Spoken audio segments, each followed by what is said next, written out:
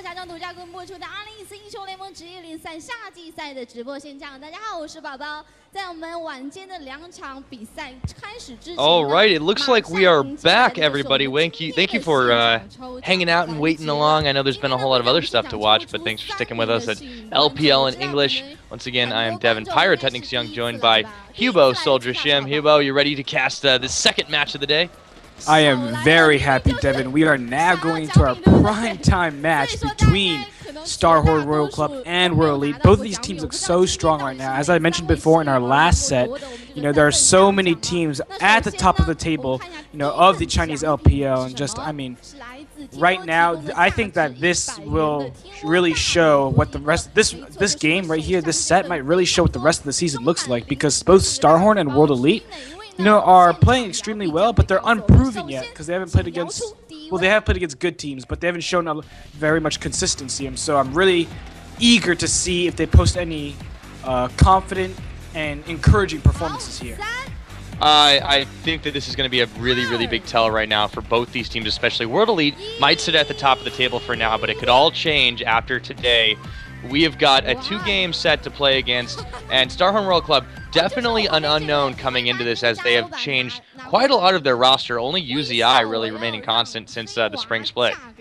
Yeah, most notably of those changes, they do have a new top laner from KX Cash, the LSPL team, but most notable of those changes was the decision to bring Insec into the jungle and Zero into the support role, along with, to play alongside UZI. And obviously, Insec recently made some highlights, especially on Reddit, headlines, especially on Reddit, for apparent BM behavior. I wouldn't take it too seriously, but, Insec and Zero have been playing really well. I think Zero, particularly, has been playing like the best support in China, so I'm really excited to see what they do against the 2 Koreans from World Elite. Of course, those members are Axine in the jungle and Ninja in the middle lane. Axine, of course, coming over from, well, originally played for Jin Air, however, he was also a part of HQ Korea for the very brief stint that they were existing as well. So he's kind of been around in a lot of different scenes, and he's was, I think, fairly popular on a couple of picks. He used to play a lot of Riven, actually, in the jungle, and now he plays a lot of Lee Sin, too, and this is a popular pickup in China. Expect that to be very hotly contested. Insec, of course, the man on Lee Sin as well.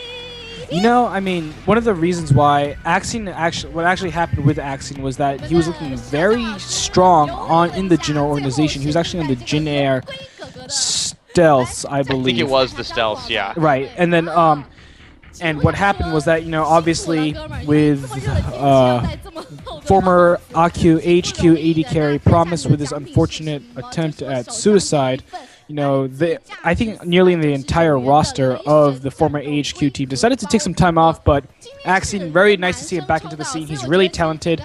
But honestly, I don't know if I can say the same for Ninja, because I'm not as high as Ninja as I am on some of the other Koreans in the league. Ninja has played fairly well, but I think that he can show much more, especially given the fact that, these Chinese teams are bringing in Koreans to be superstars, and if you're not a superstar, then you need to do your best to reach that kind of role or reach the pinnacle of gameplay. Yeah, speaking of pinnacle gameplay, it really is an upgrade though for Ninja to be playing on a team like World Elite. He came from Prime Optimus, a team that was really not so hot in the last split, of course, over in Korea and OGN, but. Another possible reason, they seem to like to recruit them in pairs here. It's part of it, I think, is communication, but it just seems that the synergy, between, for example, this is a mid lane jungle synergy thing, and it's not just both because they both are going to be able to speak Korean and going to be able to communicate with each other a little bit better. But they seem to rely, I think, on World Elite especially, they seem to rely on trying to come up with a lot of new different strategies, and these are 2 people that definitely are capable of playing a lot of different stuff if given the opportunity. Yeah, Devin, you're right, and I mean that synergy, the jungler mid lane synergy, is really apparent even in World Elite's play.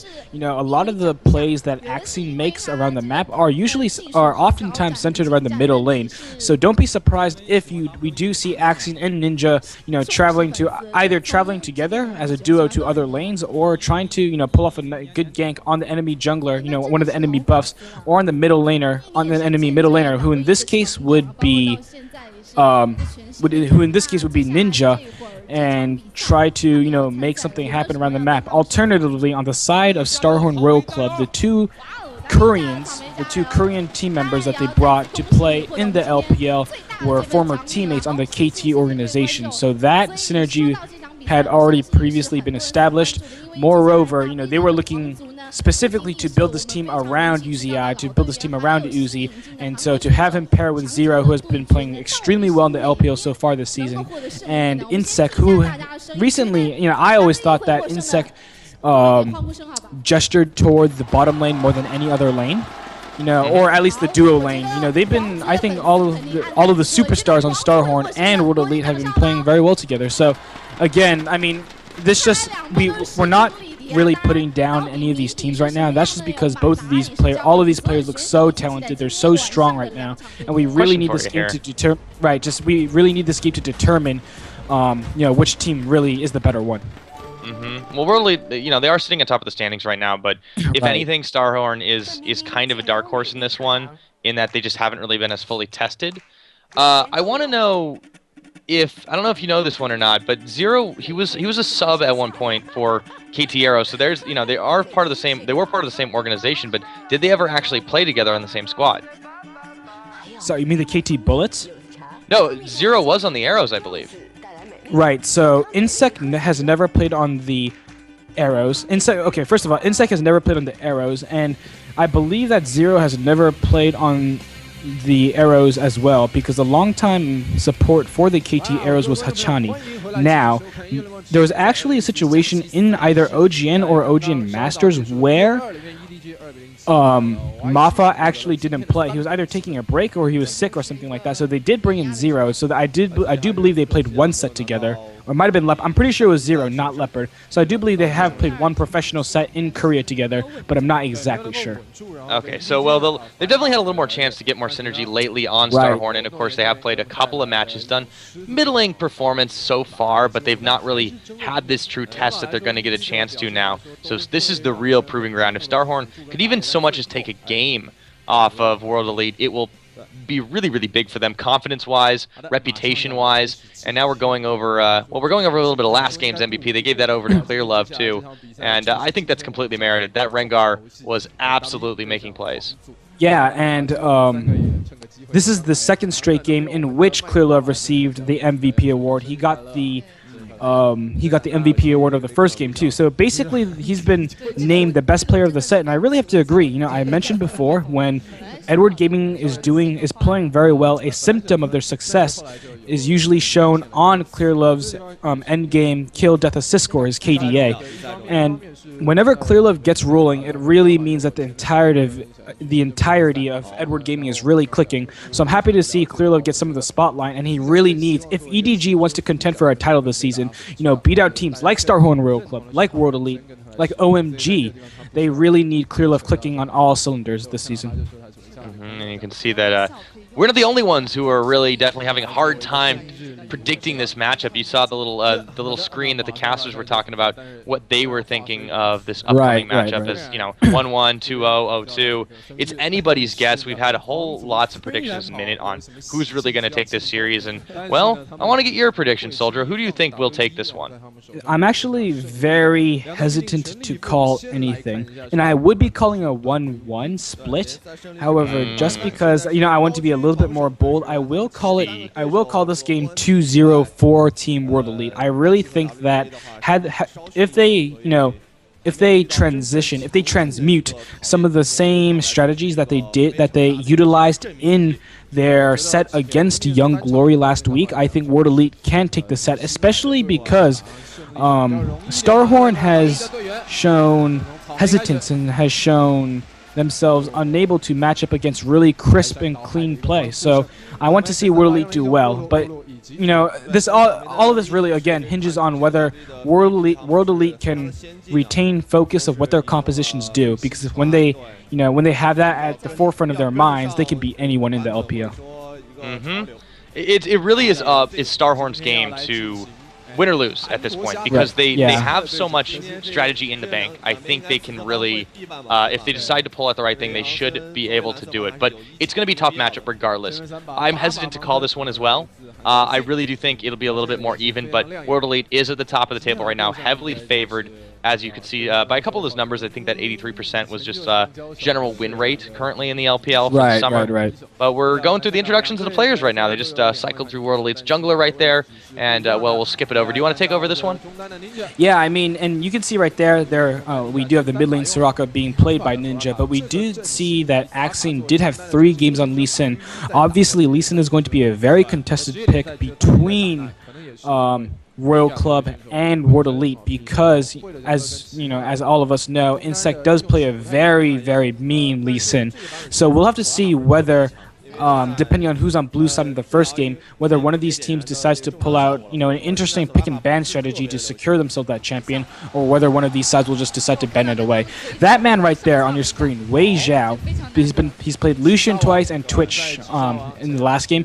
Wei Zhao has been playing so well. I mean, I think that this season really might be Wei Zhao's return to, his form of old, his Season 2 form, when he was the undisputed best the undisputed best AD carry in the world. I mean, Wei Zhao is looking really good.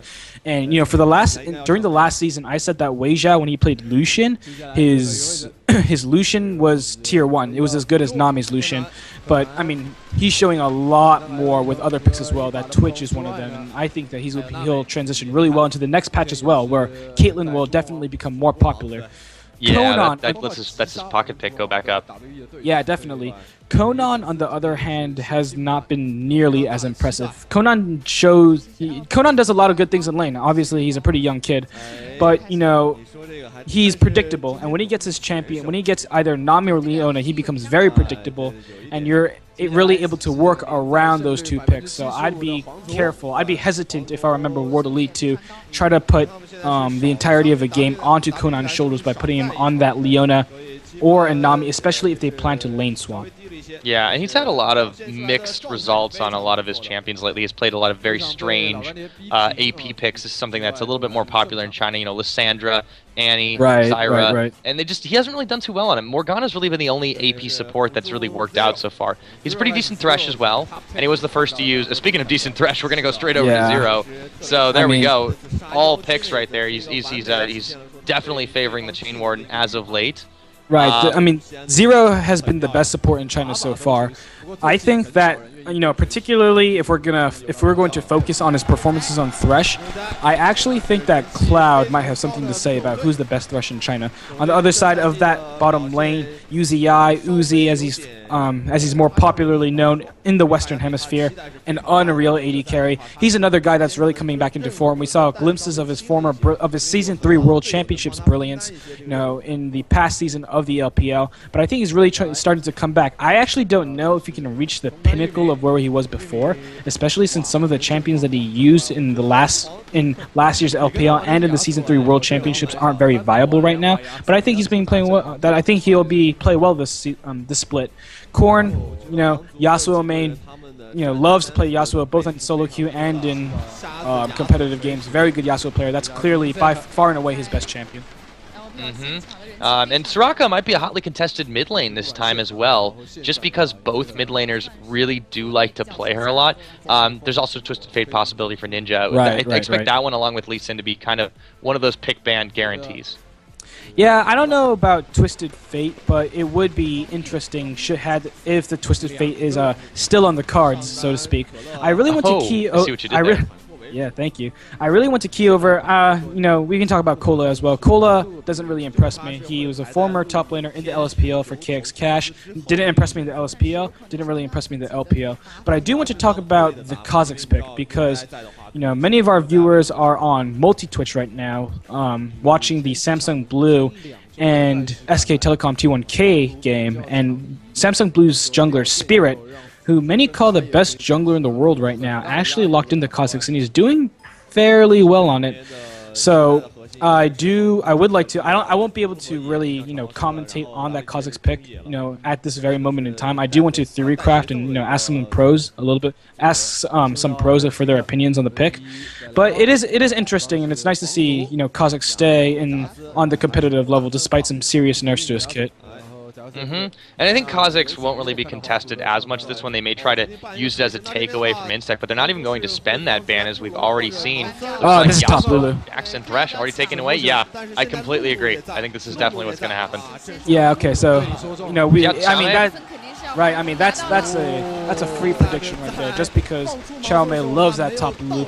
Now the question really is, especially since Cola's top Lulu hasn't been spectacular, is giving up the Lee Sin and is giving the Lee Sin to Insect worth picking that top Lulu? At this point, I would say yes, because Xiaomei Xiaomei right now doesn't know how to carry on many champions, but his top Lulu is very, very good. So the big issue right now is what is going to happen on the side of the World Elite jungle. Right. Having that Lee Sin away, what is Axion going to do here? He's not going to go back to Riven, I don't think.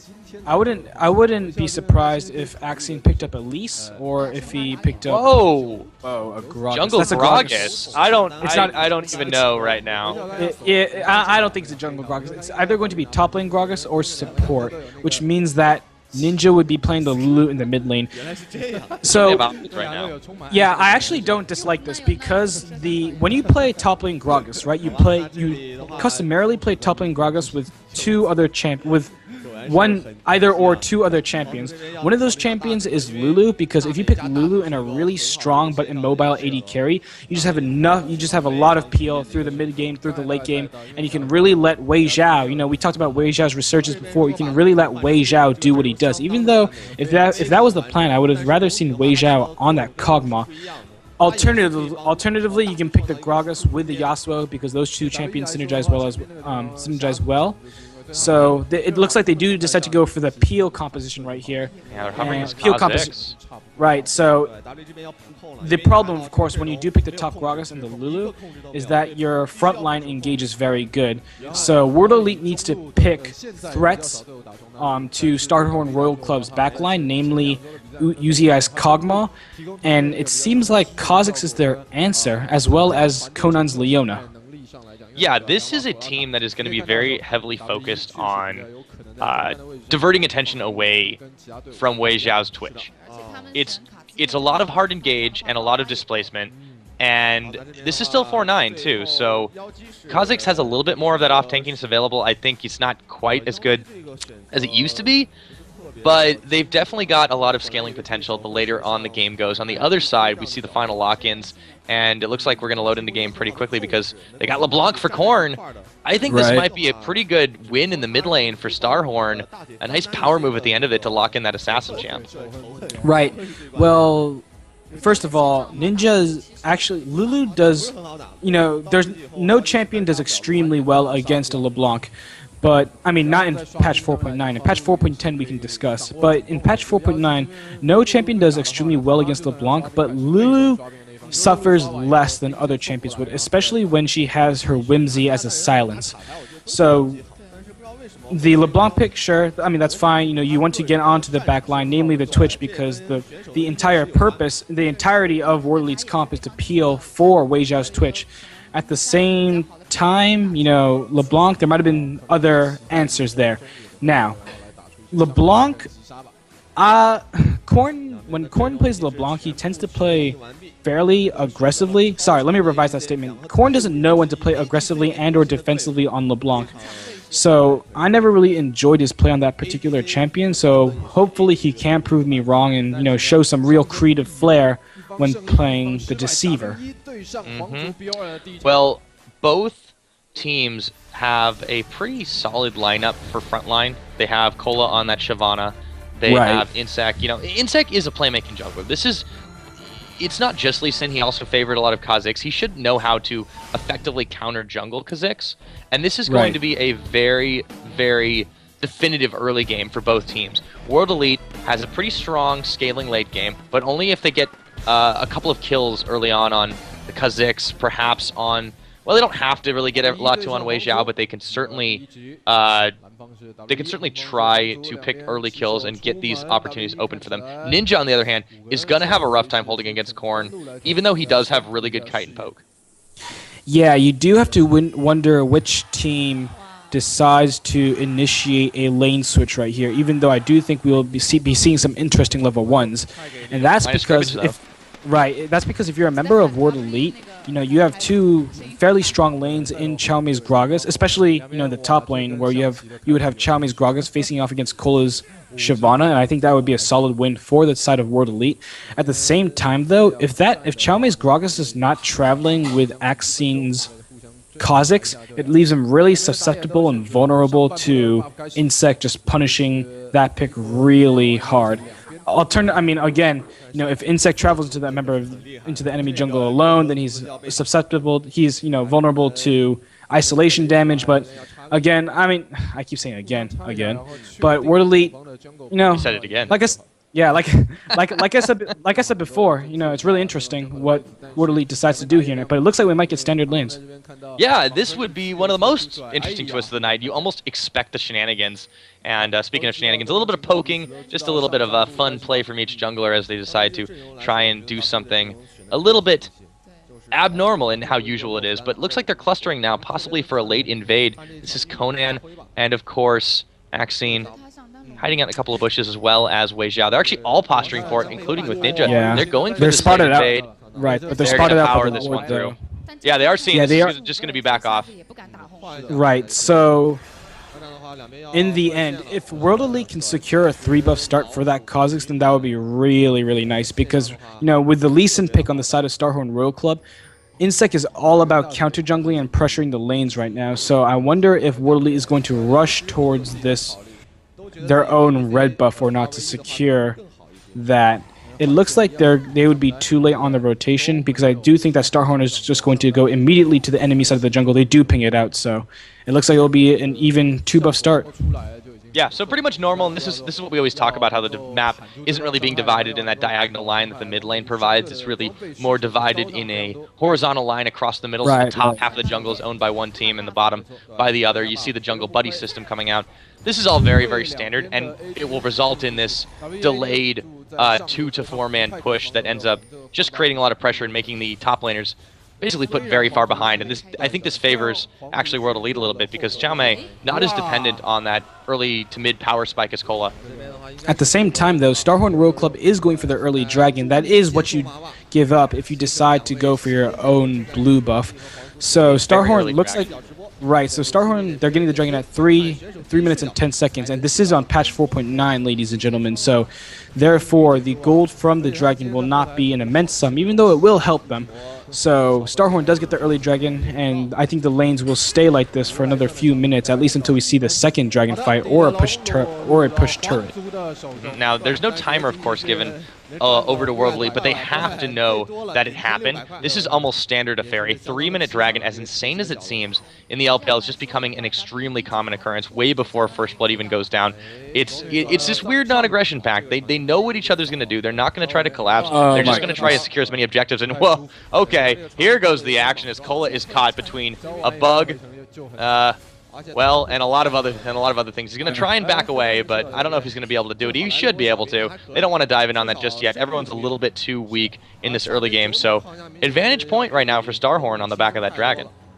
Yeah, really good, you know, just even if that move in the end didn't work out, really good map awareness coming out from the side of World Elite to know that Cola was going to teleport to the top lane and possibly, you know, bring about his impending doom. Fortunately for Cola, though, Axine shows a little bit too early, and he is able to, you know, recall right out of there. But we're returning to these standard, well, you know, these 2v1 lanes, the Australian meta, some of our friends in the LCS calls them, and it looks like Uzi's farming extremely well on that Kog'Maw. He is actually keeping up over Wei Xiao right now, and this is a pretty big deal. He is, you know, Kog'Maw is a pretty good late game hyper carry champion, but at the same time, he can have a little bit of trouble farming way early on. Of course, the 2v1 certainly favors him, as Xiaomei really can't do a thing against him, can't get anywhere near that Pokebot lane. Right. I mean, yeah, I mean, it's good. Chow Mei does have the explosive casks, the barrel rolls. So wait, is that what they're called? Oh, that's the ultimate, but he does have. I just like to call it a barrel roll too. I always forget what the actual I would call it a barrel roll as well. So he does have the barrel rolls though, and that's why he will be able to farm sufficiently. He is leading StarHorn's Cola, the top laner, on his Shyvana. Completely denied, actually. We didn't talk about this. Wei Xiao has been poking the tower down. He's been poking the minions away. He's been freezing incredibly impressively, and it's all that Cola can do just to gather up tiny slivers of experience and level up just a little bit. I mean, look at the level differential. 3 to 4 right now. It doesn't seem huge, but it's a very slow advantage in favor of World Elite right now. As Cola's power spike just going to be delayed, and Wei Xiao just zoning away from the turret completely. This is going to be an easy first one for World Elite. Cola has been Cola just turned level 3, and Chow Mei has been level 4 for a while. So expect Chow Mei to hit level 5 soon, actually. Additionally, I mean, Chow Mei, we talked about the barrel rolls before. He's leading StarHorn's Cola by over 10 CS, so things aren't looking great for the Shyvana right now, and you have to wonder, especially given that, in my opinion, Cola is a low impact top laner anyways, so you have to wonder how hard he can carry this game right now. They might go for this chase. Actually, it's getting turned around as Korn finds Ninja with the... Well, he disconnects the chain, and he'll walk it out. But that could have been very, very dangerous right now for StarHorn. Still no first blood at 6.5 minutes into this game. Both teams playing this so cautiously. Yeah, Ethereal Change doesn't stun, so there is no play made from Korn. And, I mean, as I said before, I don't really trust Cola's ability to carry. So given, his track record, given his history, you really have to wonder whether he'll have, any if at all, impact on that Shyvana. So, I mean, the first teleports will really be key right here. Cola might decide to 4-man gank one of these, either the top or bottom lane, from both teams. Alternatively, they just might decide to wait until the dragon. No, still nothing. The misfires right now continue. Here's the problem with Cola right now. That something very strange is that normally when he goes Shyvana, he ends up building this extremely tanky, no damage whatsoever presence, but all he's been able to do so far is buy a pair of Doran's Blades. And this is going to, if he goes for this build, set him way far behind. And that's just not going to help it. Oh my goodness, Conan is hanging out in the jungle right now with Axine. They're going for a teleport in as well. Chow Mei, they're looking to shove this one. And here they come revealing. He realized he has nowhere to go. This tower is almost dead. They're tanking it all the way. They're going to give this kill to Wei Xiao. And oh my goodness. The 4-man collapse comes out big, and First Blood comes out at 8 minutes, giving it over to Wei Xiao, and should put him up a little bit over Uzi, who he hasn't actually even seen in lane just yet. A nice play by World Elite. I think we said at about the 7-minute mark that we should expect a 4-man gank onto one of these lanes. Really good awareness by World Elite. That was the teleport that the members of World Elite needed. Wei Xiao even pops his spray and pray, formerly known as Rat-a-tat-tat, God bless. But Wei Xiao does pop his ultimate on the Twitch to clear out the waves and then recall, because he does want to get into the bottom lane now, so they can retain dragon control, or actually, recapture dragon control, because StarHorn did get the first dragon of the game, and have, a heavily fed Chow Mei, at least in terms of CS, lane against Cola's Shyvana. Yeah, doing so far so good this game. Cola, he's been able to pick up a little bit of farm now that the tower has fallen down, but without really providing a whole lot of presence to his team, he's not even going to really be able to help contest this dragon as much, as he's just down a couple of levels. Now, I guess he's keeping up with Uzi and Insect for the time being, but they need to get him a little bit more powerful before they decide to take any serious fights. And dragon really is the next objective right now. We do see, Chow Mei's in the mid lane right now, so he can easily come and try to collapse on this one, I think. Yeah, it looks like they're going to start it up. So StarHorn, they have a 4-man on it. They're pushing towards it, doing a lot of damage early on, true, as they were able to collapse on this one, following it, have a teleport in on their ward as well. But there's a lot of members of here trying to pick it up. The explosive cast comes out, but it gets smited away by Insect. Clear timing advantage on that one, and they pick it up. Yeah, really, really nice job by Insect to get the smite onto the dragon because the explosive cask and the barrel, when combined together, is very good at controlling objectives, despite the fact that it got nerfed from the time when it was, uber powerful, and it was even more powerful than most levels of smite. So nice job from StarHorn to retain their Zero advantage. getting hit up right now as Conan is diving him in, as well as the rest of World Elite. Conan takes a whole lot of shots, and Uzi answers a little bit of damage back, but it is a 1 for none, and they can push this tower almost for free. There is no way that Uzi can stay here.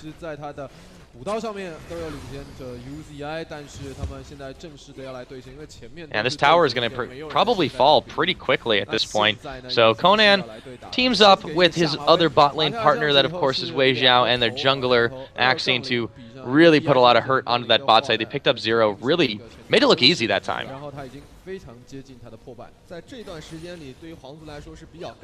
Yeah, and I think I am just rejoining you because I did spend some time away for AFK on the internet, I guess. I don't know exactly what happened. You weren't browsing Reddit, were you? Yeah, I mean, I gotta get in my Reddit game before I come back to cast. There you go. We're busy people. We need to take our breaks once in a while. Oh, this is what we do, man. We multitask. We got like 5 streams on right now.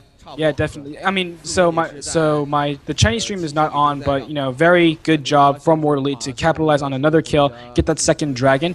Given the fact that World Elite's composition is not very good at sieging turrets, it is very impressive that they've been able to get 2 turrets already, as opposed to the 1 from StarHorn Royal Club. So you really do have to think that World Elite, after they all recall, they're going to back, and then eventually. Right. He's going to get caught up right now. Man, Conan, he flashes, but he can't quite clear the wall, and the explosive cast comes up huge. And there's Axine jumping in to pick the kill up onto the enemy jungler. Insect going to get dropped. Okay, I was significantly behind you right there. Now I'm good. There we go. Cool. Technical issues. No, we could talk a little bit about this as, some of you guys who might be joining us wondering, hey, we talked about these tournament realm accounts. We're going to be doing the live spectate. When is that coming? When is that coming? We actually tried it out tonight. Didn't quite work out as there are a few kinks to work in the system, but I think we're pretty good to go for, if not one of the next broadcasts immediately after that. So this will be one of the last times that you'll be seeing the stream over a stream kind of thing going on. Right, and the hope is, of course, I mean, we can either attribute our problems in Game 1 of the World Elite Young Glory set, sorry, not World Elite, Edward Gaming Young Glory set, to either hardware issues or to the tournament realm itself. So we're very close to figuring that out because we're running a lot of custom games, and we're sorry for the technical inconveniences. But getting back into this, right? But getting back into this fight, or back into the game. World Elite, as I mentioned before, they want to be pushing turrets down right now and really opening up the StarHorn side of the jungle. They do have the Kha'Zix, they do have the Lulu, they have Conan's Solar Flare, despite the fact that Conan's Leona has been on and off, and they do have the ambush utility coming out from Wei Xiao, so they do have a lot of pick potential. And if StarHorn might find themselves in a very awkward situation if they roam into even their own side of the jungle without the proper vision control. Game is definitely pretty close to even, about only 1,000 gold advantage over to World Elite, and that's despite 2 dragons going in favor of StarHorn, by the way. This is a very, very close game. 3 kills certainly helping World Elite's cause. They just have been finding better picks, capitalizing on the mistakes, the small mistakes by StarHorn. Yeah, and I mean, that also given the fact that the CS is relatively even on the side, on both sides of the map. So the 3 kills really making all the world of the difference in keeping World Elite in this game, despite having given up 2 dragons in the early game. Clearing out a couple of jungle camps now. Ninja buddying up once again with Axine, and they're going to look to clear a couple more wards away as well. But there's a lot of members of StarHorn clumping up over by this river bush, and Zero actually going forward, but he backs away, thinks better of it. He's got to have been seen out right now as Xiaomei is there. They're trying to back away and maybe not get caught on that one. So a big roam squad just gets turned on its head, and this mid-tier tower still a lot of health right now.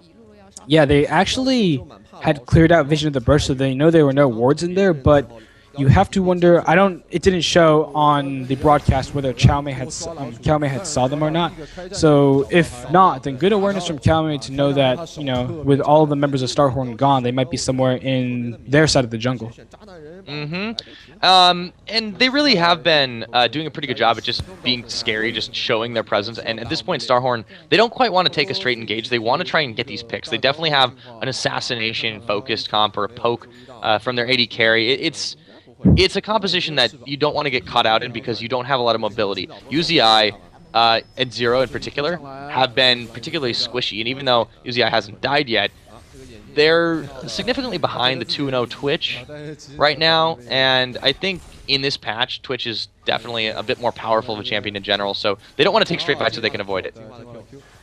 Right. I mean, you know, both of these compositions are very, you know, I think they spike in power in about the same at about the same time, and you really have to wonder, you know, should a lot of World Elite games go to the late game? They go to past the 30-minute or 40-minute mark, so you really have to wonder, you know, when you do have a top Gragas, he starts to become relatively difficult to play with just because there are so many options, you know, to use that explosive cask, and he's not very powerful in the late game. So World Elite, I mean, the time might be ticking because, you know, they can only do so much until... Oh, they're going to find Insect, though. He's going to get locked up on the Solar Flare teleports. Both of them coming in, and it's going to be Xiaomei arriving to the party first as the other teleport was canceled. So Colo not having that available. This is going to be a free dragon for World Elite, their first of the game. Certainly going to catapult them into a solid gold lead at the start of this mid-game. Insect definitely did not expect that much damage to be coming out just out of 2 members of World Elite. I didn't expect that much damage. I just kept casting because I didn't think that would be a kill onto Insect's Lee Sin. Yeah, it was a really nice play. Yeah, really nice play. That was the pick potential we were talking about, though. Really just trying to camp the enemy lanes, ward the enemy jungle, go into stealth, just look for plays all over the map. Yeah, very deep wards. Look at the use of sweepers. Both teams have 3 sweepers right now, but who is using them more effectively? You see the clearing coming out from World Elite as soon as they take these good fights, and as a result, they have the entire mid just 2 wards. Yeah, and all that river warded up, but there's only 2 wards out on the side of StarHorn. Yeah, and those 2 wards are on are in places that don't have a lot of game impact.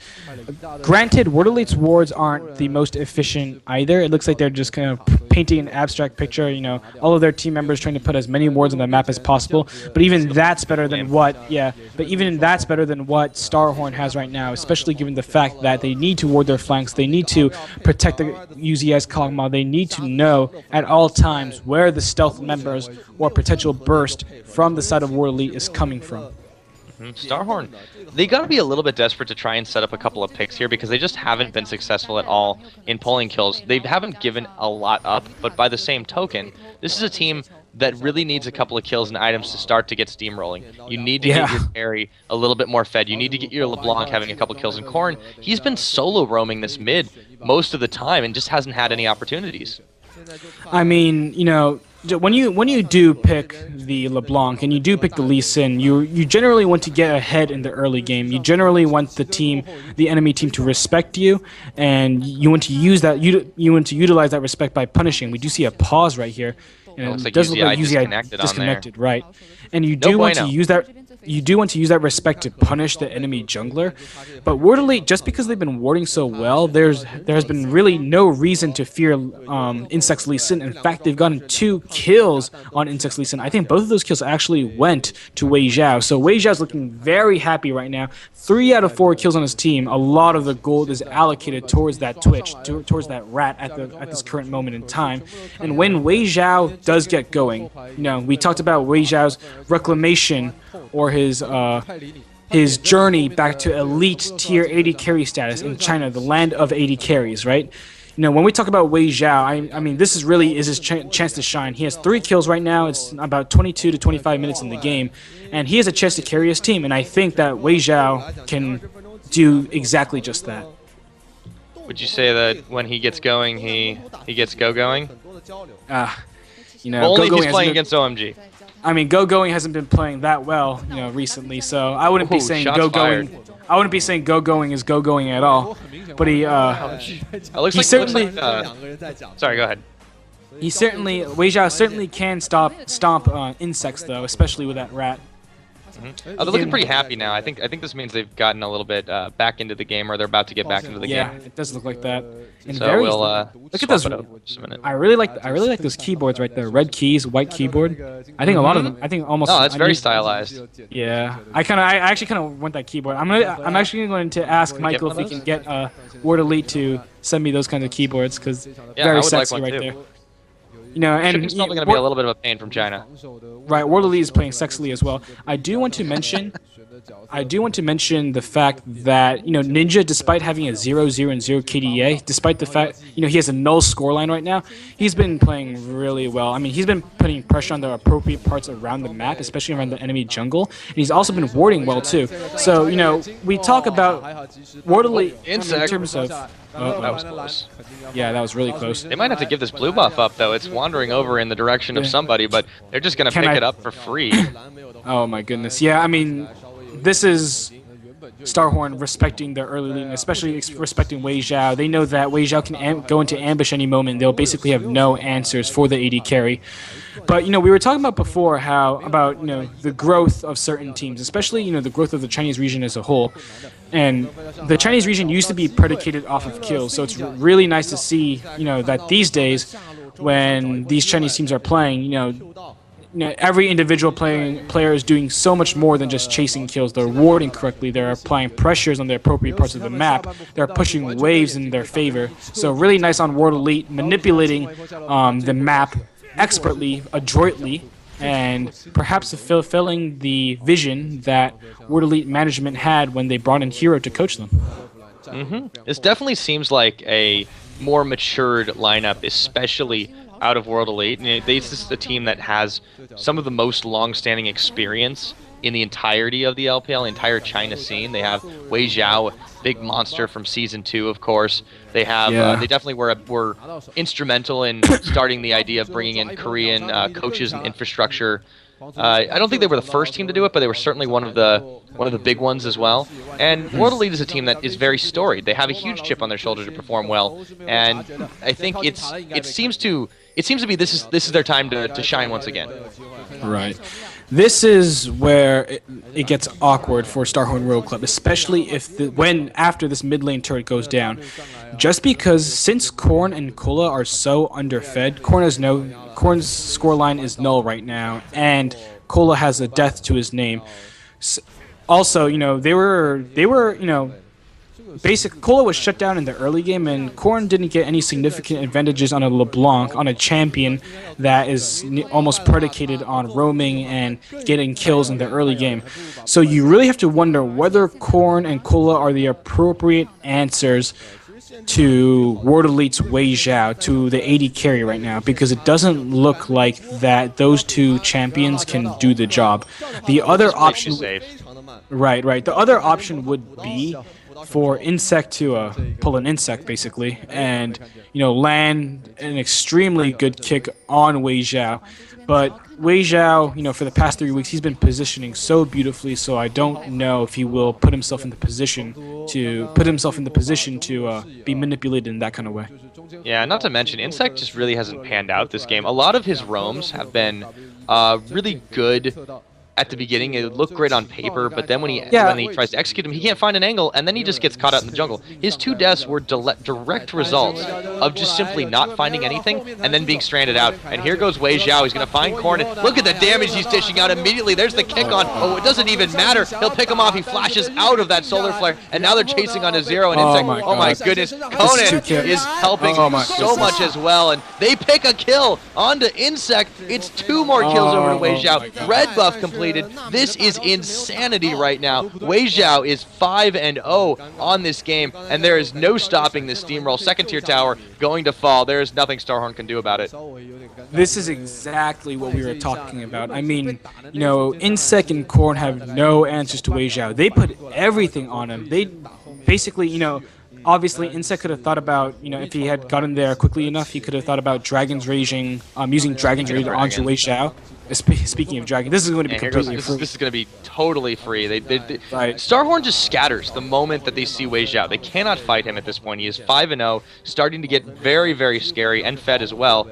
And on top of it, they have people trying to side push the entire lanes because they have Axine causing pressure up in this top. It is just the perfect strategy. Look at this again on the replay. Wei Xiao goes in on Korn, shoves him hard. The Inami ult completely whiffs him by. Insect tries to get the kick, can't do anything. Conan has the ult to make sure he gets slowed down in time. The poison is ticking. Insect tries to go in, has to flash away. His poison ticks him down anyways. 0 might get away, but man, was that beautifully executed by World Elite. I mean, and so Conan actually put the Ignite onto Insect to help Wei Xiao finish off that kill. But you saw right there, first of all, Wei Xiao was able to dodge the tidal wave beautifully. I mean, what really good micro, just great mechanics coming out of WX. Also, you know, Insect was actually posturing to use that Dragon Rage ultimate onto Wei Xiao, but the combination of Wei Xiao's flash out of there, as well as Conan's excellent... Wei Xiao again! My goodness, Uzi Eye, half his health is gone, and the Rat-a-tat-tat is shredding through the rest of it. He is all he can do to back away from this one. Anytime he pops out of stealth, Wei Xiao is just wrecking people. I mean, he's 5-0-0 right now. He has a lot of damage on him. Already finished the Blade of the Rune King. Already finished the having complete items. Look at this. He's going. Yeah. He could finish up the Banshee's Veil just in case he gets caught anytime he wants. Go for the Eye Edge to dish out the more damage. The Blade of the Rune King static shift combo is definitely keeping him pretty big right now. But the item differential is just becoming monumental. Yeah, I mean, monumental is exactly correct. You know, World Elite is 6 kills up. I think the dragons are even now because WE did get the last 2 dragons. Wei Xiao is playing so well right now, and you know, right? Give 6K gold at 25 minutes. That's humongous. Give credit to the other members of WE, especially Conan. Speaking of Conan, he manages to escape miraculously out of Tsunami Bubble, a nicely timed flash, and StarHorn. They could have actually started to sneak a Baron, but there's no way they're going to get anywhere near that now. There might be a collapse right here. They actually have to spend a Nami ult. Yeah, that was a good way to avoid the collapse, but every single time they try to get something, they just can't quite find the picks. Completely gold-starved this game, and World Elite is running the map. I mean, you know, we were talking just before that play about, and I don't think the poke is going to amount to anything right there. They're playing fun in the Baron Pit. This is another thing that's always fun. The sandbox. So, you know, World Elite. I mean, just of course, all credit to the members of World Elite. However, particularly Conan, even though I've been critical of his Leona in the past. Oh, Axine! Okay, he's going to be just fine. Insect, oh my goodness. Insect once again tried to make the big play. He ends up getting blown up instead, and Cola flashes out of that pit because Baron is angry. Yeah, Lord Nasher is angry. He desires one throat, but they won't give it to him, not this time. He desires the dragon, but, you know, unfortunately for him, the dragon did run away that time. Dragons? I guess if they're Baron Nasher side worms. Baron's a worm? Hey, looks like he was just... I thought he was. Oh no, Zero! I don't even have time to call it. He gets melted in the blink of an eye. There is nothing StarHorn could do, and they're actually, well, they're jumping into the Baron Pit. Not sure if they really want it, weighing their chances. Now they're going to start up. Wei Xiao pokes it out again. Axon says thanks a lot, man. He takes a lot of damage from that, actually. He's trying to bait this out. Yeah, Wei Xiao, they actually could have done it and finished it successfully right there. They might try for another bait, but just because of how fed Wei Xiao is, additionally, Wei Xiao's Twitch does have the Blade of the Rune King. So they could do Baron quite quickly if they wanted to, but it looks like they all just reset the gold in their bank, and then come out even stronger than they were before. So again, the recall, so they thought better of it. Oh, okay. They realized. I don't think they realized how far ahead they were until just then. 5.5, 6K up. This is getting bursted down so fast. And StarHorn, even if they have a clue that it's happening, they're not comfortable enough to get anywhere near the pit. This is going to turn into a turtle fest, and I really don't see StarHorn Royal Club coming out of it. Yeah, 4 trinkets on the side of World Elite. They were able to sweep all of the vision around the Baron Pit. Additionally, the minions that were going to the inhibitor turret in the bottom lane, they spotted out 2 members of StarHorn Royal Club, so they knew that they could do... so the members of WE knew that they could do Baron Nashor quite easily and quite quickly as well. As I mentioned before, that Blade of the Rune King does amazing damage onto Nash. So, once again, I think World Elite won't be uncomfortable at all, just going, you know, rushing into the fray and even diving turrets in order to pick up kills and turrets. Alternatively, they can do what they've been doing all game, and that's been, you know, hiding in their enemy jungle, really looking for picks, completely starving out gold and vision from the side of StarHorn Royal Club. But, you know, World Elite might get a little impatient, so we'll have to see what the side of WE decides to do right here. Well, so far, so good for them as they have been perfect this game, not giving up a single kill and hardly too many objectives. They really are living up to the name right now. It is just miraculous what a turnaround you can have between seasons. World Elite is just phenomenally ahead, protecting Wei Xiao amazingly well. There's nothing that StarHorn can really do to get in their faces. Insect been completely neutralized realized he's been trying to make plays, but he just never hit that power spike he needed to, and as a result, he's just fallen further and further behind. And look at the freedom that they have to build up these items. A couple of death caps right now. They put one on Gragas, so they're like letting him burst as well, even if it's not quite as good as scaling. He's just going to freely take this red buff, or at least start it up for Wei Zhao, and StarHorn can't even try to contest even though they have superior numbers.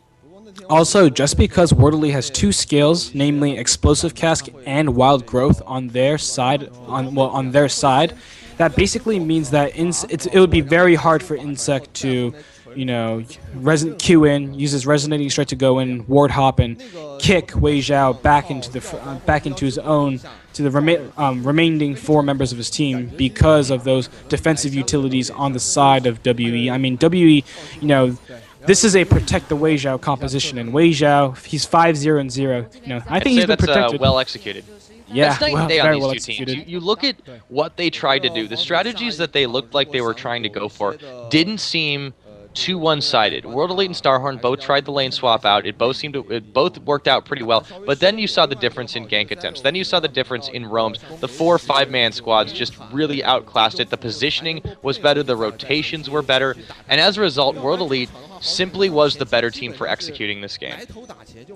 I mean, of course the game's not over yet. Obviously, no, but it's looking pretty rough right now for StarHorn. It is looking fairly grim, just because, of course, you know, there are a bunch of early game champions, or champions that need to get ahead in their early game on the side of StarHorn Royal Club, and they do absolutely nothing. You know, before I commented right before the game when going over, you know, the list of players on each side of the map, namely on StarHorn Royal Club, that first of all, I still don't think that Cola is a very good top laner. He's certainly not in the upper tier of LPL top laners.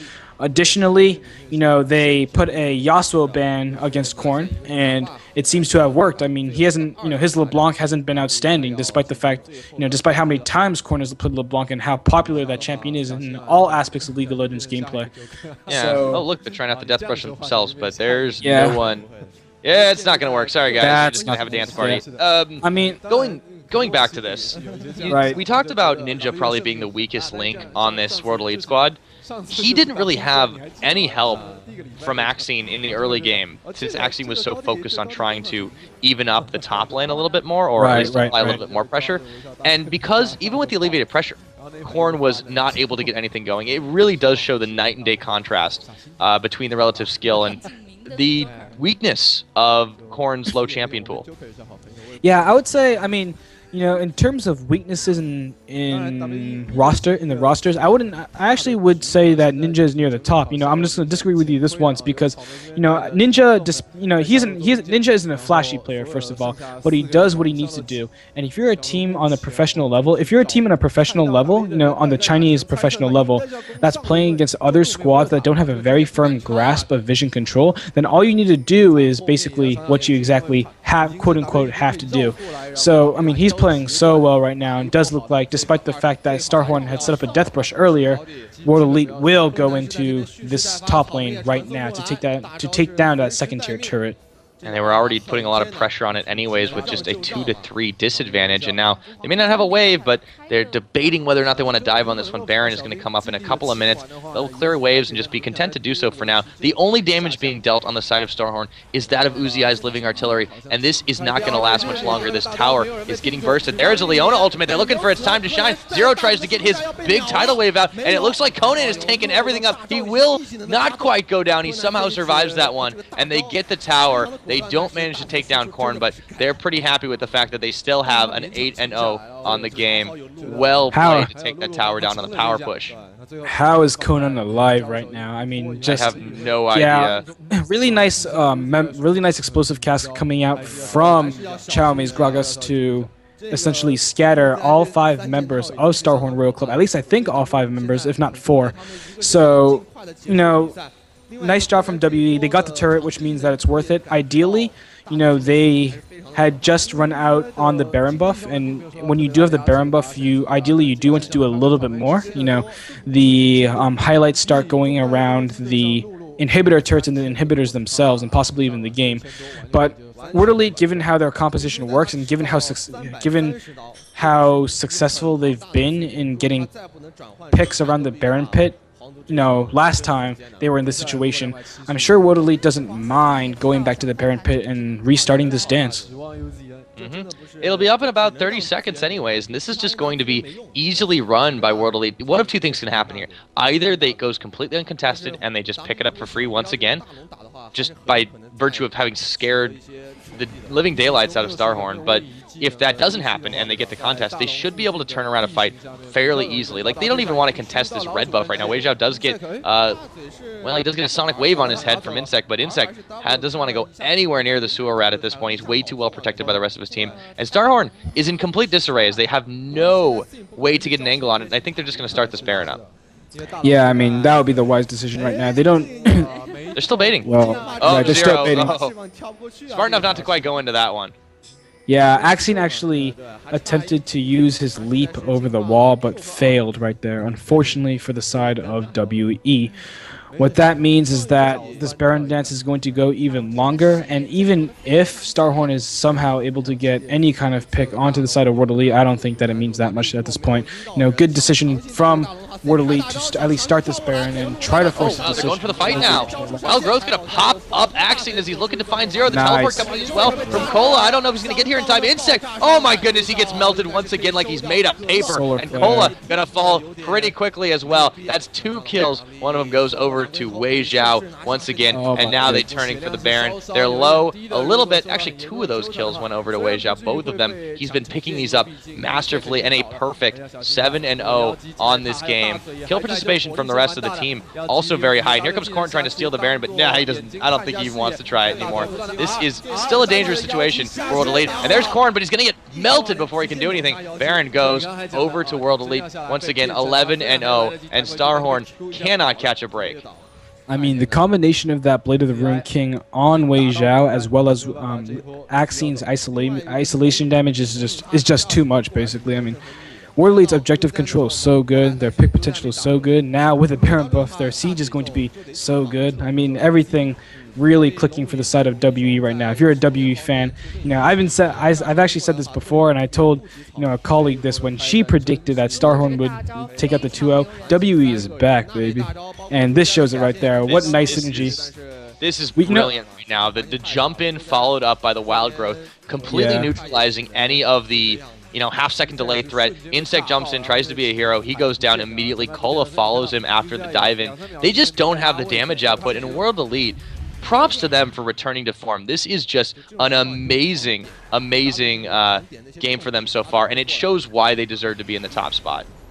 Yeah, I mean, World Elite actually, some of the members of World Elite actually misplayed that fight. First of all, I think Conan could have gone the other way around the red buff and then used his solar flare in a more optimal position. Second of all, Chow Mei's explosive cask didn't do much to push the fleeing members of StarHorn Royal Club back into the chaos of that team fight. But still, good 2 kills coming out from WE.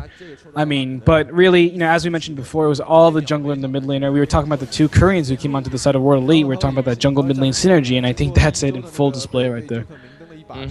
And they can make a couple of mistakes, and it's really turning out all right at this point, just because they're frankly so far ahead. They're up an item and a half over just about everyone. Every lane matchup is about that way. The roam together has been phenomenal. They have not had anything less than, I think, a 4-man roam since maybe like the 10th minute.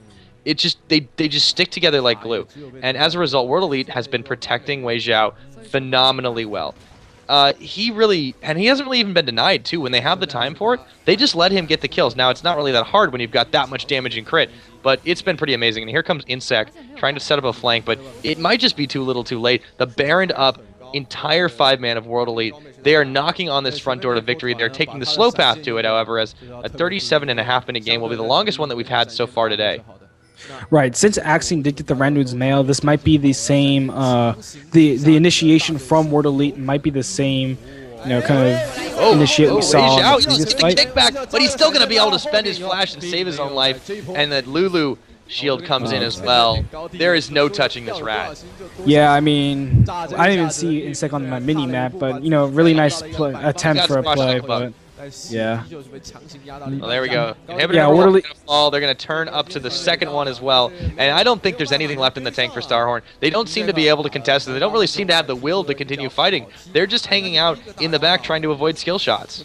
I mean, given the CS numbers on the side of StarHorn Royal Club, it was obvious that the focus of the entire team, right from the moment they knew they were significantly down in gold, the focus of the entire team was to get as much CS and as many kills onto UZI as possible. He does have the Trinity Force, and he does have the Blade of the Rune King, as well as the Last Whisper, and he has an extra BF sword. So UZI is actually fairly strong right now. He has been farming up pretty well too. He's 70 farm up over Twitch, but that can be pretty handily negated by 7 kills and 2 assists. Yeah, I mean, UZI is strong.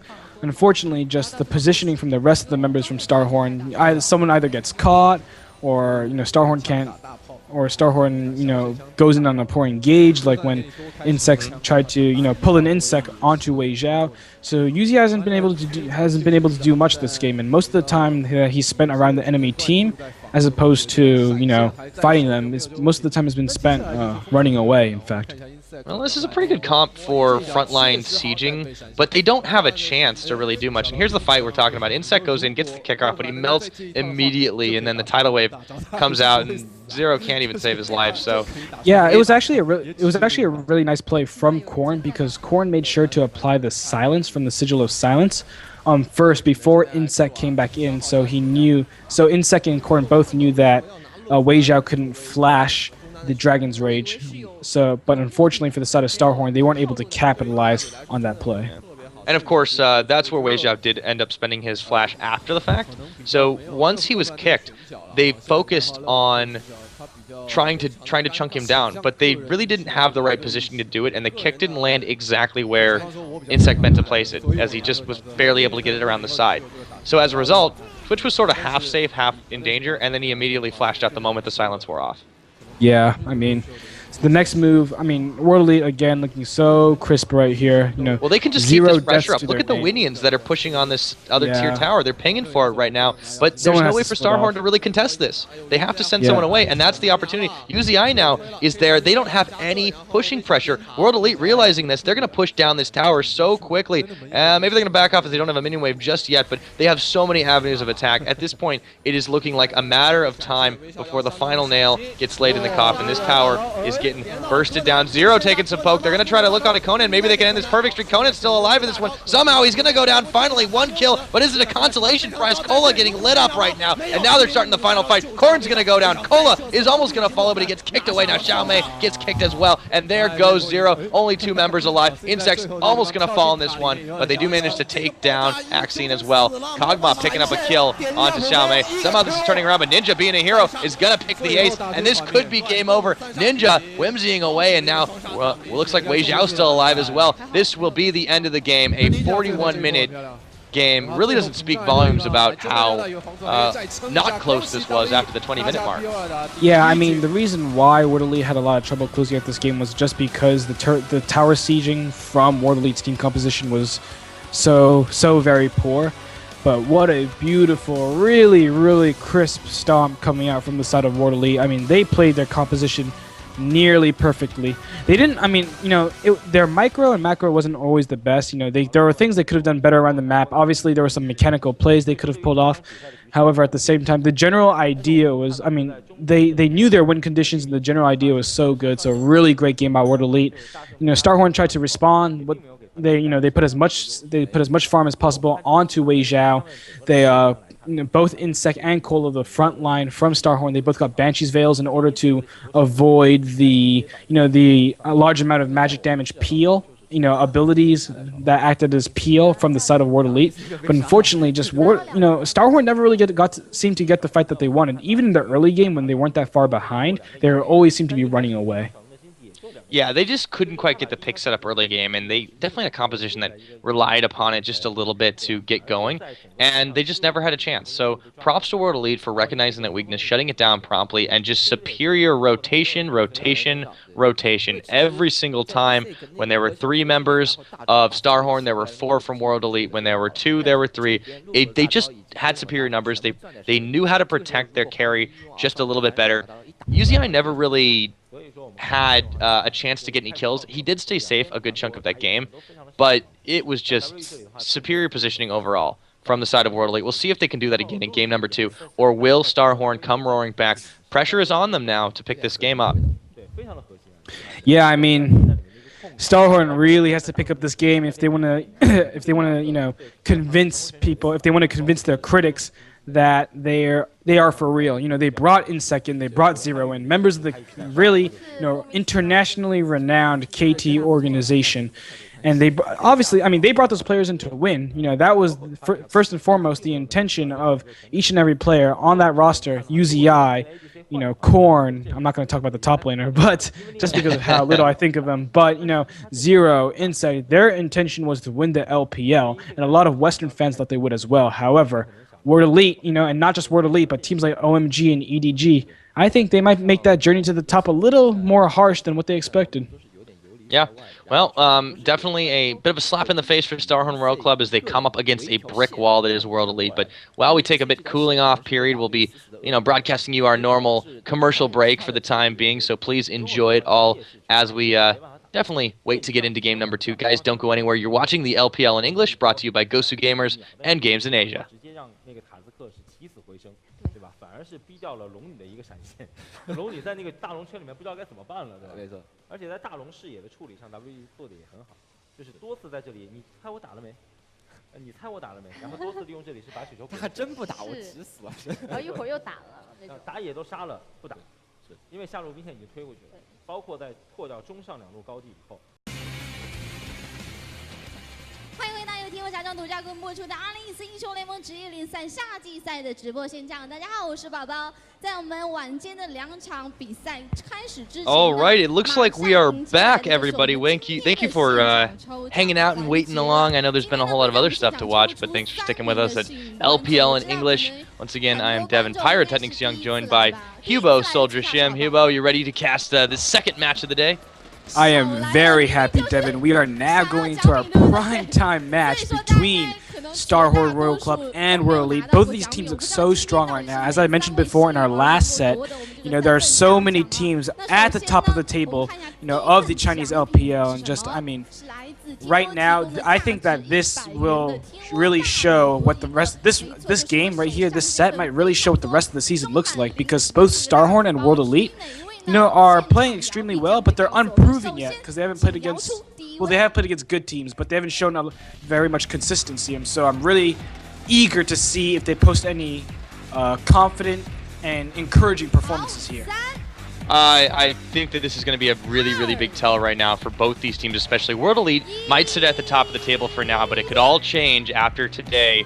We have got a 2-game set to play against, and StarHorn World Club definitely an unknown coming into this, as they have changed quite a lot of their roster. Only UZI really remaining constant since the spring split. Yeah, most notably of those changes, they do have a new top laner from KX Cash, the LSPL team, but most notable of those changes was the decision to bring InSec into the jungle and Zero into the support role, along with, to play alongside UZI. And obviously, InSec recently made some highlights, especially on Reddit, headlines, especially on Reddit, for apparent BM behavior. I wouldn't take it too seriously, but, InSec and Zero have been playing really well. I think Zero, particularly, has been playing like the best support in China, so I'm really excited to see what they do against the 2 Koreans from World Elite. Of course, those members are Axine in the jungle and Ninja in the middle lane. Axine, of course, coming over from, originally played for Jin Air. However, he was also a part of HQ Korea for the very brief stint that they were existing as well. So he's kind of been around in a lot of different scenes, and he's was, I think, fairly popular on a couple of picks. He used to play a lot of Riven, actually, in the jungle, and now he plays a lot of Lee Sin, too. And this is a popular pickup in China. Expect that to be very hotly contested. InSec, of course, the man on Lee Sin as well. One of the reasons why what actually happened with Axine was that he was looking very strong in the Jin Air organization. He was actually on the Jin Air Stealths, I believe. I think it was the Stealths, yeah. Right, and then, and what happened was that, obviously with former HQ AD carry Promise with his unfortunate attempt at suicide, I think nearly the entire roster of the former AHQ team decided to take some time off, but Axion, very nice to see him back into the scene. He's really talented. But honestly, I don't know if I can say the same for Ninja, because I'm not as high as Ninja as I am on some of the other Koreans in the league. Ninja has played fairly well, but I think that he can show much more, especially given the fact that, these Chinese teams are bringing in Koreans to be superstars, and if you're not a superstar, then you need to do your best to reach that kind of role or reach the pinnacle of gameplay. Yeah, speaking of pinnacle gameplay, it really is an upgrade though for Ninja to be playing on a team like World Elite. He came from Prime Optimus, a team that was really not so hot in the last split, of course, over in Korea and OGN, but. Another possible reason, they seem to like to recruit them in pairs here. It's part of it, I think, is communication, but it just seems that the synergy, between, for example, this is a mid lane jungle synergy thing, and it's not just both because they both are going to be able to speak Korean and going to be able to communicate with each other a little bit better. But they seem to rely, I think, on World Elite especially, they seem to rely on trying to come up with a lot of new different strategies, and these are two people that definitely are capable of playing a lot of different stuff if given the opportunity. Yeah, Devin, you're right, and I mean that synergy, the jungler mid lane synergy, is really apparent even in World Elite's play. A lot of the plays that Axion makes around the map are oftentimes centered around the middle lane. So don't be surprised if we do see Axion and Ninja, either traveling together as a duo to other lanes, or trying to pull off a good gank on the enemy jungler, one of the enemy buffs, or on the middle laner, on the enemy middle laner. It would be really, really big for them, confidence-wise, reputation-wise, and now we're going over, we're going over a little bit of last game's MVP. They gave that over to Clearlove, too, and I think that's completely merited. That Rengar was absolutely making plays. Yeah, and this is the second straight game in which Clearlove received the MVP award. He got the MVP award of the first game too. So basically, he's been named the best player of the set, and I really have to agree. I mentioned before, when Edward Gaming is playing very well, a symptom of their success is usually shown on Clearlove's endgame kill death assist score, his KDA. And whenever Clearlove gets rolling, it really means that the entirety of Edward Gaming is really clicking. So I'm happy to see Clearlove get some of the spotlight, and he really needs, if EDG wants to contend for a title this season, beat out teams like StarHorn Royal Club, like World Elite, like OMG, they really need Clearlove clicking on all cylinders this season. And you can see that we're not the only ones who are really definitely having a hard time predicting this matchup. You saw the little screen that the casters were talking about, what they were thinking of this upcoming matchup as 1-1, 2-0, 0-2. It's anybody's guess. We've had lots of predictions a minute on who's really going to take this series, and well, I want to get your prediction, Souldra. Who do you think will take this one? I'm actually very hesitant to call anything, and I would be calling a 1-1 split.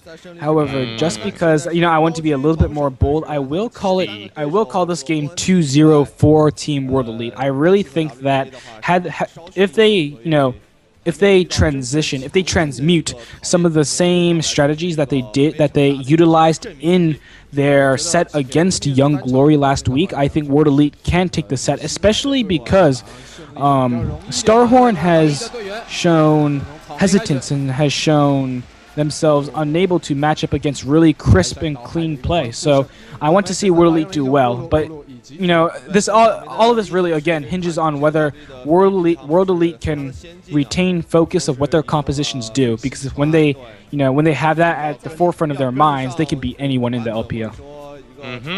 It really is StarHorn's game to win or lose at this point, because they have so much strategy in the bank. I think they can really, if they decide to pull out the right thing, they should be able to do it. But it's going to be a tough matchup regardless. Who in this case would be Ninja, and try to make something happen around the map. Alternatively, on the side of StarHorn Royal Club, the two Korean team members that they brought to play in the LPL were former teammates on the KT organization. So that synergy had already previously been established. Moreover, they were looking specifically to build this team around UZI, to build this team around Uzi, and so to have him pair with Zero, who has been playing extremely well in the LPL so far this season, and Insec, who recently, I always thought that Insec gestured toward the bottom lane more than any other lane. You know, or at least the duo lane. You know, they've been, I think all of the superstars on StarHorn and World Elite have been playing very well together. So, again, I mean, this just, we're not really putting down any of these teams right now. And that's just because all of these players look so talented. They're so strong right now. And we really need this game to determine, we really need this game to determine, you know, which team really is the better one. Well, World Elite, you know, they are sitting on top of the standings right now, but if anything, StarHorn is kind of a dark horse in this one, in that they just haven't really been as fully tested. I want to know if, I don't know if you know this one or not, but Zero, he was a sub at one point for KT Aero, so there's, you know, they were part of the same organization, but did they ever actually play together on the same squad? So you mean the KT Bullets? No, Zero was on the Arrows, I believe. Right, so Insec has never played on the Arrows. Okay, first of all, Insec has never played on the Arrows, and I believe that Zero has never played on the Arrows as well, because the longtime support for the KT Arrows was Hachani. Now, there was actually a situation in either OGN or OGN Masters where Mafa actually didn't play. He was either taking a break or he was sick or something like that. So they did bring in Zero. So I do believe they played one set together. Or it might have been Leopard. I'm pretty sure it was Zero, not Leopard. So I do believe they have played one professional set in Korea together, but I'm not exactly sure. Okay, so well, they've definitely had a little more chance to get more synergy lately on StarHorn, and of course they have played a couple of matches, done middling performance so far, but they've not really had this true test that they're going to get a chance to now. So this is the real proving ground. If StarHorn could even so much as take a game off of World Elite, it will... Listen, I'm hesitant to call this one as well. I really do think it'll be a little bit more even, but World Elite is at the top of the table right now, heavily favored, as you can see by a couple of those numbers. I think that 83% was just general win rate currently in the LPL for the summer. Right. But we're going through the introductions of the players right now. They just cycled through World Elite's jungler right there, and well, we'll skip it over. Do you want to take over this one? Yeah, I mean, and you can see right there, we do have the mid lane Soraka being played by Ninja, but we do see that Axion did have 3 games on Lee Sin. Obviously, Lee Sin is going to be a very contested pick between Royal Club and World Elite, because as you know, as all of us know, Insect does play a very, very mean Lee Sin. So we'll have to see whether depending on who's on blue side in the first game, whether one of these teams decides to pull out, an interesting pick and ban strategy to secure themselves that champion, or whether one of these sides will just decide to ban it away. That man right there on your screen, Wei Zhao, he's played Lucian twice and Twitch in the last game. Wei Zhao has been playing so well. I mean, I think that this season really might be Wei Zhao's return to his form of old, his season 2 form when he was the undisputed best the undisputed best AD carry in the world. I mean, Wei Zhao is looking really good, and during the last season, I said that Wei Zhao, when he played Lucian, his Lucian was tier 1. It was as good as Nami's Lucian, but I mean, he's showing a lot more with other picks as well. That Twitch is one of them, and I think that he'll transition really well into the next patch as well, where Caitlyn will definitely become more popular. Yeah, that's his pocket pick go back up. Yeah, definitely.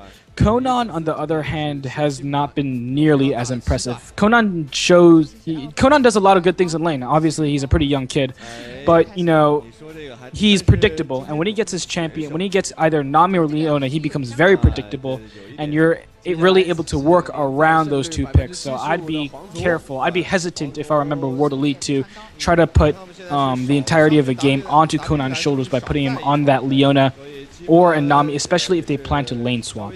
Yeah, and he's had a lot of mixed results on a lot of his champions lately. He's played a lot of very strange AP picks. This is something that's a little bit more popular in China. Lysandra, Annie, Zyra, and he hasn't really done too well on him. Morgana's really been the only AP support that's really worked out so far. He's a pretty decent Thresh as well, and he was the first